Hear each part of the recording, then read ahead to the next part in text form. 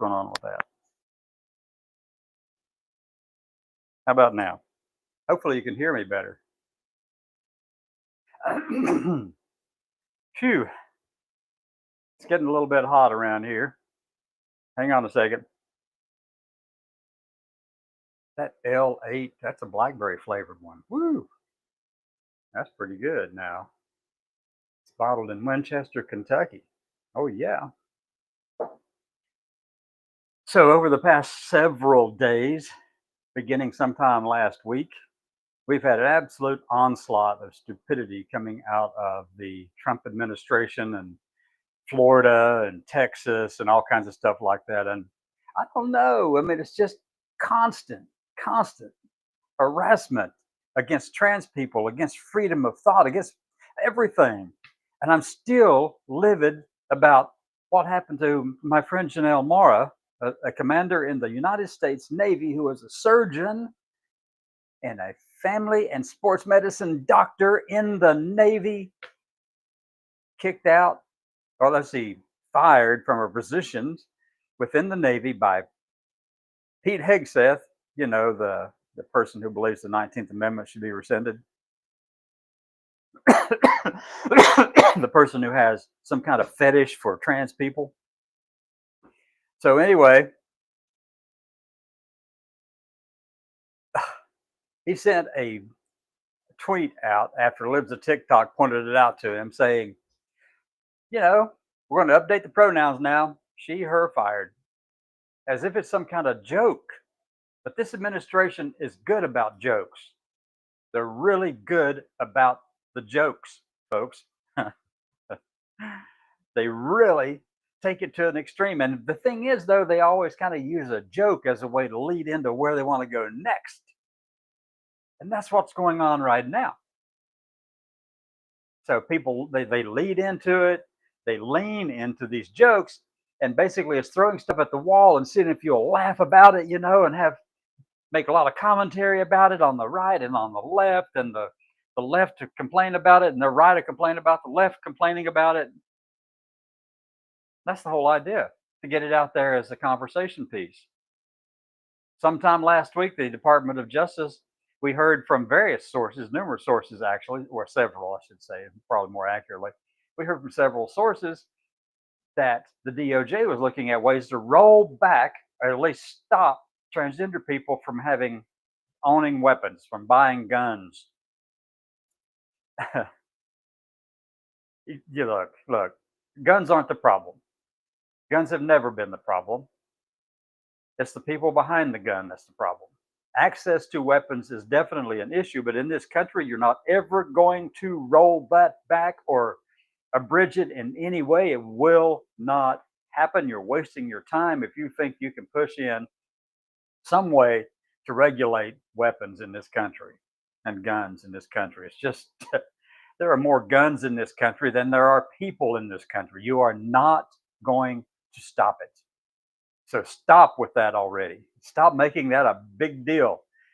Fix the problems, the underlying problem. Look, the underlying problem is there are issues with the people who have access to those weapons who can use them. Criminals are going to get them. Good people are going to get them. It's not going to change the dynamics at all.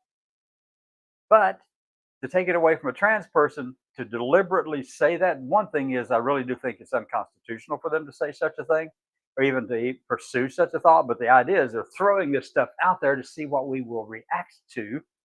And some things we have to react to. We must react to. If we don't, well, then they're just going to go ahead and do it all anyway because they didn't hear anything from us. They're likely to do something regardless as well.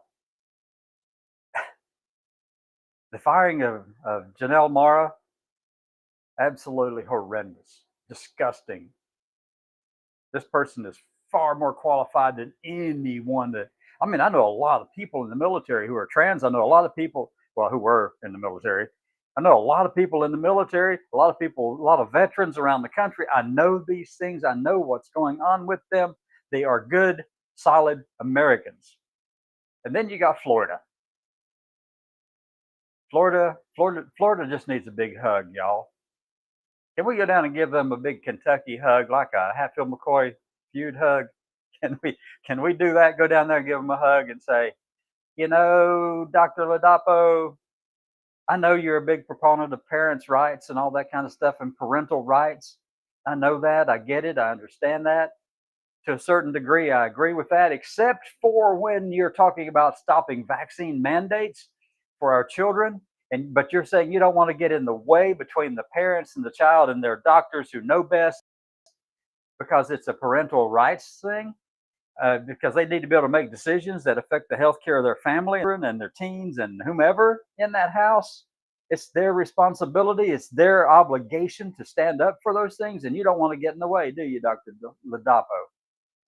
No, you don't. I mean, that makes sense, except for vaccine mandates. This is where, you know, it wouldn't be a big deal, would it, if the family's situation, if whatever was going on, the sickness that the child had or could possibly have, if it were contagious, that we would definitely want to make sure we control that, don't we? I mean, we don't want them to be able to take that disease and go to school or go to their mall or go to wherever and pass it on to somebody else.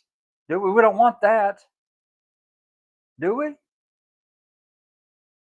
So so you're lifting the vaccine mandate and then saying at simultaneously and defending it all across all these sources, Dr. Ladapo, that it's a matter of parental rights.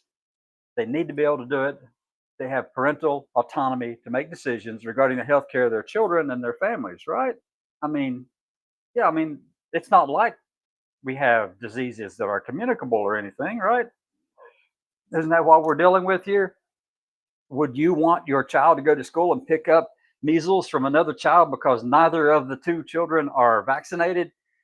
That's the case where you actually need to have some mandates because the vaccines work, folks. No matter what you think, no matter what you say, the vaccines work. You ever wonder what happened to polio? You ever wonder what happened to all the deaths that occurred and all the illnesses that occurred from smallpox, measles, rubella, Spanish flu? You ever wonder? Now you're going to say it's herd immunity. Yeah, you know what happens when you have herd immunity? A lot of people in that herd are going to die. A vast majority of the, a good percentage of that herd dies. And if a vaccine can stop it because you had a vaccine mandate, you don't get it to come into your house. I don't want that child over there who is unvaccinated. And if I have an unvaccinated child, I don't want somebody else's kid bringing in their disease into my house. So that's a case where you actually do want to get in the way between the parents, their children, and their doctors and the school. You do want to be standing there like George Wallace in that case. That makes sense, right? Because it's a societal thing. If you step out of your home and you're sick, you communicate it, you transmit it, you infect somebody else, you ought to be held accountable for it. Let's do that.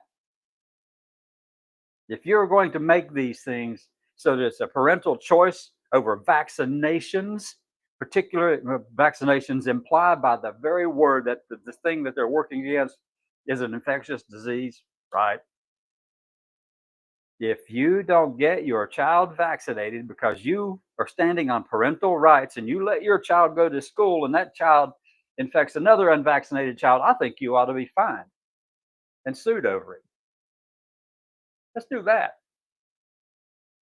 But instead, no, you're doing it this way. You're saying it's an infectious disease. We don't care about that part. Parents need to have total and absolute control over the health care of their children, unless the woman in the household decides that this particular um, pregnancy is going down the wrong road. It actually has a lot of conditions that might make it not viable and stuff like that. But you're gonna block them because that's it's not communicable, it's not transmittable, it's not an infectious disease. But you're going to stand there on your laurels and say we got to get in the way of that one. You're going to actually fulfill George Wallace standing in the door of Foster's Auditorium on June 11th of 1963 at the University of Alabama. You're going to be one of those standing there side by side with him and saying, we don't want you in here. We know better than you. Segregation today, segregation tomorrow, and segregation forever. Right, right. Right. Lo and behold, parental rights. You want to make sure they have complete and total parental rights over those things because they're autonomous. They make decisions between themselves and their doctors. So yeah, you can get vaccinated if you want to, or unvaccinated if you want to. But if you don't get vaccinated, you make somebody else sick. Your kid does. Well, I think we ought to sue the hell out of you. I don't know what happened to my hearing aids, but they just went berserk. Got to remove those things from my ears. So anyway, so you've got infectious diseases, lifting the vaccine mandate. Parents have the right to make decisions regarding the health care for their children. But for those sicknesses or those diseases or those illnesses that are not infectious, you're going to stand in the door and block. Like getting care for your gender dysphoric child or teen or an adult. You're going to stand in that door and say, nope, nope, we're not doing that. No, no, no. The hypocrisy is so thick on that. So much for parental rights. So let me say, is it really about parental rights or is it about just control? You're going to block a parent whose doctor has determined that child needs gender affirming care because they've been investigated, they've studied, they've been very persistent for a number of years. They've seen psychologists and psychiatrists. They've gotten all the care that you could possibly do to validate the fact that they are gender dysphoric and it's not some kind of passing phase. It's not infectious. Other kids in the house aren't going to get it. Other kids in the community aren't going to catch it. And I'm sure nobody would want to ever get it because you don't have the temerity or the ability to deal with it. But you're going to block that family from getting the care they know and their doctors know they need. But if it's an infectious disease, let's go ahead and let people have the decision on that one. They can go ahead and infect anybody they want. You can bring it into the house any way you want. I think really what they want to do is just cull the whole society. Herd immunity? Well, no, the herd part of it is that half the herd dies or more because some of these things are much more infectious than that. The ignorance is palpable here. It's just like, really? Really? What the heck is going on? I don't know. Oh, we got a comment here in the background, Junior. Yes, they made it absolutely clear that they don't want to help us. It's all about giving all of America's poor money to the rich. America's poor money's to the rich. Yes, agreed. That's what it feels like. They're going to cull the herd. It's not herd immunity they're seeking. They're trying to get rid of those parts of the herd that they don't want to deal with. Like if you're poor or you're a minority or you're sick, they figure that we'll just get rid of you. If we allow the parents to make decisions based on the principle of parental rights regarding vaccination mandates, specifically tailored towards infectious diseases, and you're going to lift that mandate, then if you cause other children if you send your kid out there and that your child infects another child and that child dies or gets sick from it or whatever, I think we ought to sue the crap out of you for doing that. That's me, Dr. Ladapo, and any other state in the country that's thinking about doing that. And there are others. There are others for sure. What happens in Florida doesn't stay there, folks. It goes right straight to Texas and Louisiana and Alabama and Mississippi. The very states that take the most money from the blue states to help them make it through things. And that's a true statement too. You can go look it up. So anyway, and then Aaron Reed reported yesterday about a bill that passed out of the House Appropriations Committee. That bill has language in it that will strip away funding for anything and everything to do with transgender care at all, whether it's physical or mental or social acceptance or anything. That's what they're designing. This one is designed that way, this bill. and it's only come out of the House. It's not likely, I don't think, make it out of the Senate or go through conference. Hopefully, it gets wadded up, thrown in the circular file over there somewhere. But right now, that bill is dangerous to every transgender person in this country: children, teens, young adults, seniors. It would stop health care for all of them, and mental health care too, and gender affirming care for all of it. It jerks the funding from all of it. That bill came out of committee yesterday, I think it was. Aaron Reed of Aaron in the Morning. Yep. Thank you for catching that, or somebody did. I think somebody called it for Aaron, and Aaron made sure it got passed on to everyone. If you're not signed up with Aaron in the Reed, go to Substack and look up Aaron in the Morning. It's on Substack. She has her stuff on Substack. And she's, by the way, she's married to Zoe Zephyr in Montana, I believe. So let me go ahead and pull up here behind this. I'm going to pull up a copy of that bill, and we're going to share it for a second. I want you to see exactly the language that they put into this thing, and you tell me if that has anything to do with humanity, anything to do that is humane, reasonable, American. Okay, let me go share screen. I got to share the screen. I'm going to go over here and look at this one. So here, there.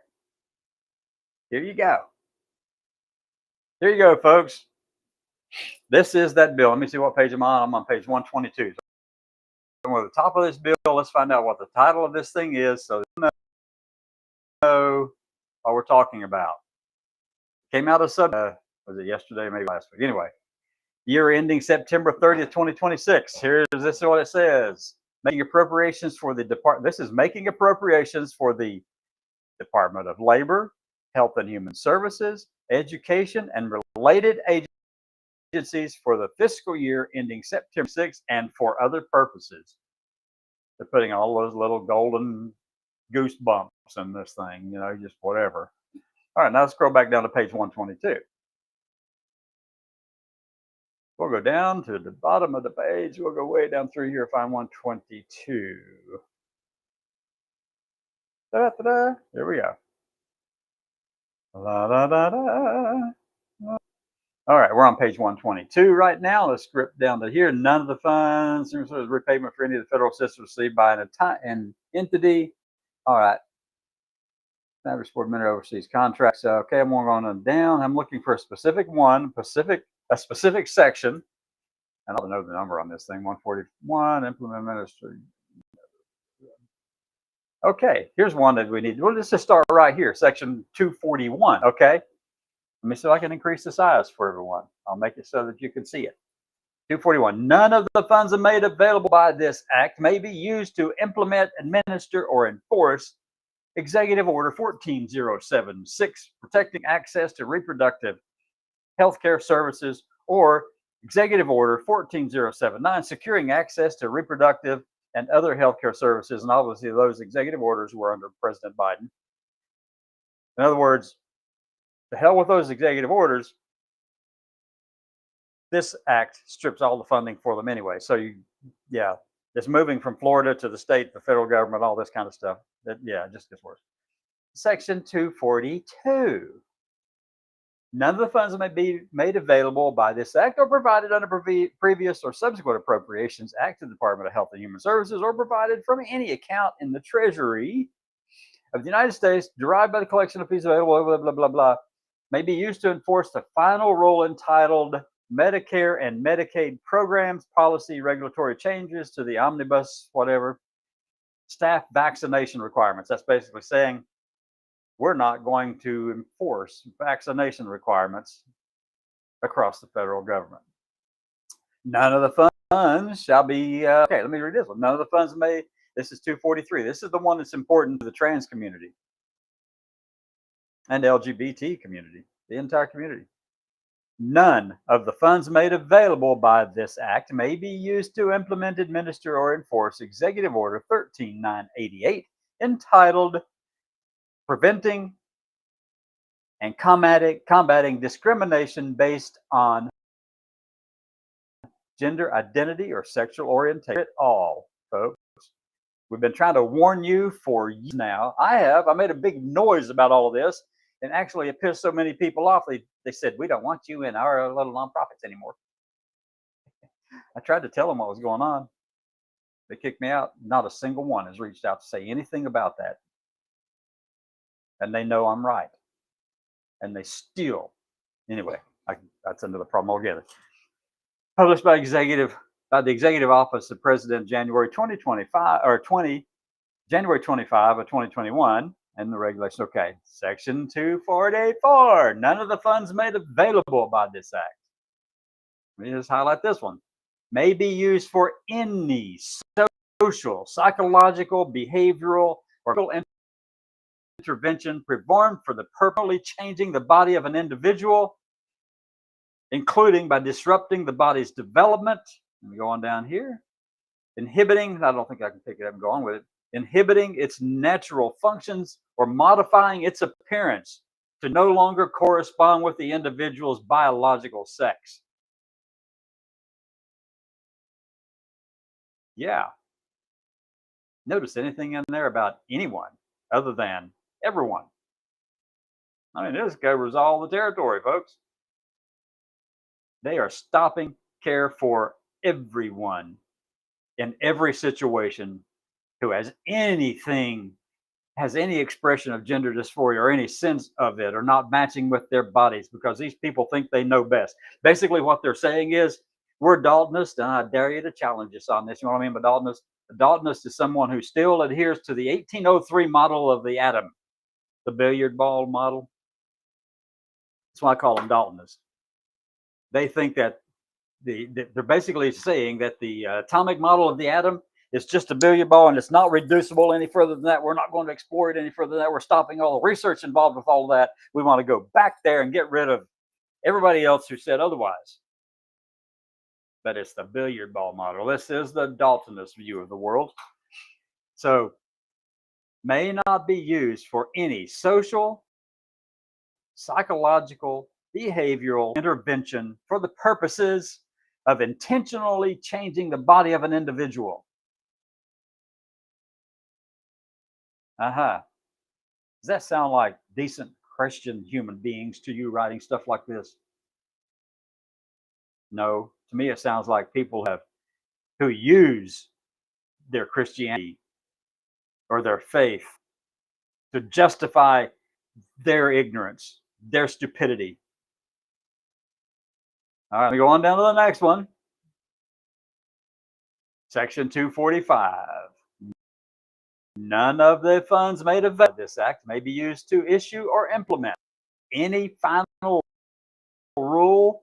The proposed rule, as a final rule, the proposed rule entitled Discrimination in Health Programs and Activities, published by the Department of Health and Human Services, August 4, 2. Go on down. Let me see, where's that? Oh, relating to, and this takes away all the money that's from the ACA, the Section 1557 under. Yeah, no. The Affordable Care Act or any successor or substantially similar rule. None of the funds made available by this act may be used to administer, implement, or enforce the final rule entitled Designated Placement Requirements under Title 4+ Children. Yeah, none's used for unaccompanied programs, foundational rule. Okay, so those sections I just showed you, talked with you about right there. Let me go over here and stop sharing again. Pull this screen back over to in front of my camera. There we go. Yeah, and Junia, you are so right with that one. I'm going to show that one across the screen right there. And I've said that too. It's no parental rights for thee, but parental rights for me. Can we write a song about it? Yeah, that's what these people are all about. That's exactly what they're about. They're saying, we know best, and we're going to apply our rules to you, but only if you agree with us. At which point, if you don't, well, we're going to shut you down, because you know how that is. You just can't be right. These people are dumb as a bucket of rocks, folks. Anyway, come back at 6 and we'll see what else the clock brings us for the day. Have a great day, everyone. I got a lot of stuff to do. Been working on VA stuff, and whew, yeah, that is a challenge. All right, everybody. Have a good one. Talk to you later.